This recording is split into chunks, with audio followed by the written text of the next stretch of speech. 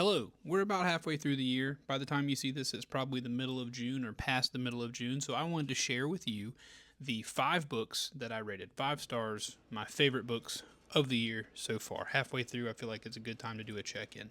So let's waste no time. First on a list of no particular order, we have The Dark Tower, the last book in the Dark Tower series by Stephen King. This was an amazing conclusion to my favorite fantasy story that I've read so far, and I'm excited to one day read it again. It'll be a long, long time. Satisfying conclusion, mysterious book, exciting, just checks all the boxes for a good Stephen King novel, a good Stephen King story, and just a good story indeed about a guy who has a revolver, which you know I love.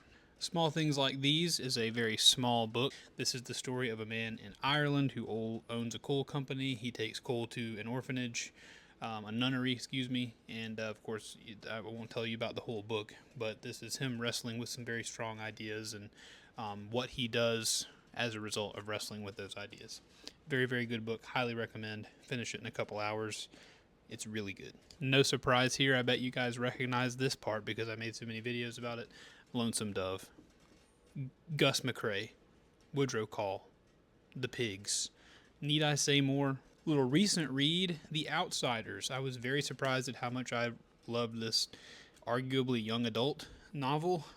Very, very good. The story of a gang of greasers and their fight with the Sox or Socs or however you pronounce it, and death and tragedy and how these guys deal with it. Very, very, very good. I enjoyed the story. I was very surprised that I enjoyed a story where the main character's name was Pony Boy. It delivers some very powerful emotional messages without being too in your face about them.